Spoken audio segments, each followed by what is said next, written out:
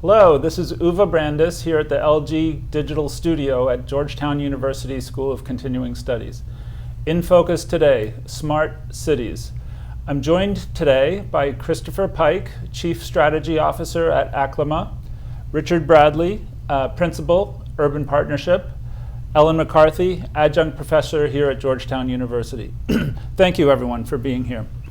So I'd like to start with you, Chris. You just keynoted the third annual Georgetown Smart Cities Assembly. What trends do you see at the intersection of data and place? Well, first, thank you very much, and I really appreciated the chance to talk with the group. It was an amazing full house today.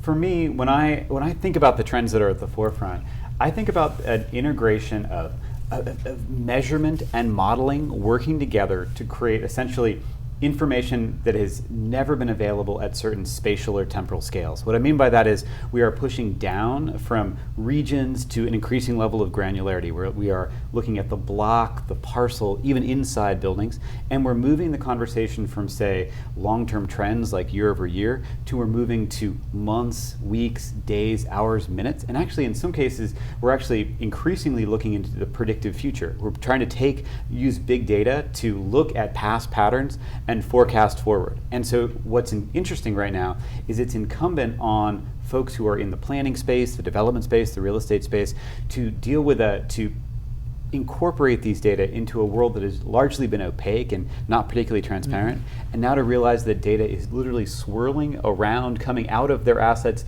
coming down toward their assets in ways that has really no precedent for the industry. That's great, thank you. Rich, as one of the pioneers in the movement to create business improvement districts within cities, how do you see the new waves of data inventing a new kind of professional practice, this idea of place management? Well, in many respects, I think Chris has kind of teed it up. There's huge amounts of data and information certainly coming to various different sources. But there's really sort of a new level of place to organize, if you like, not only communities but cities. And it's really at the place level. Sometimes that could be around a block, sometimes it could be a neighborhood, but in many cases it's a downtown or it's an area like Tyson's Corner. And there are organizations that are now evolving. They're a mixture of public and private, mostly private at least. But their job in many respects is to become integrators. They're the ones who kind of link together all the kinds of services. They certainly in some cases provide some service directly, but it's really the strategic management of place that is, I think, the key leading edge here. And we need organizations in that space to coordinate and bring together all kinds of resources, taking advantage of the kind of data and information that Chris is talking about. That's great, thank you. Ellen, so as a former planning director, how do you see the balance of risks and opportunities? I mean, we have so many new opportunities associated with smart cities and the use of data. Is it all upside, or are there risks to be balanced as well?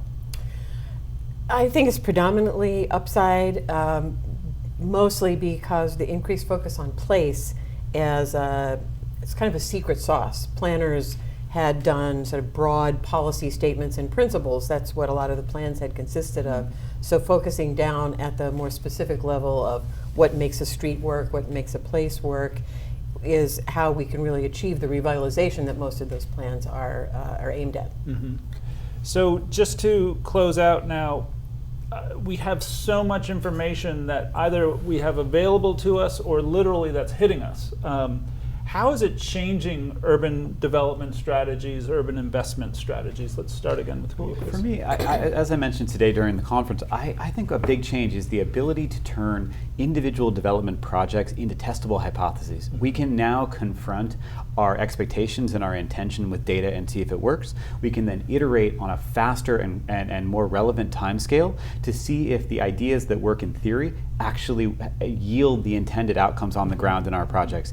That way that data can enable our practice to become data-driven, iterative, and ultimately more successful and better is, I think, something that will define planning practice going forward. Interesting. Rich? I think it's one of the things going to change paradigms. It is changing paradigms.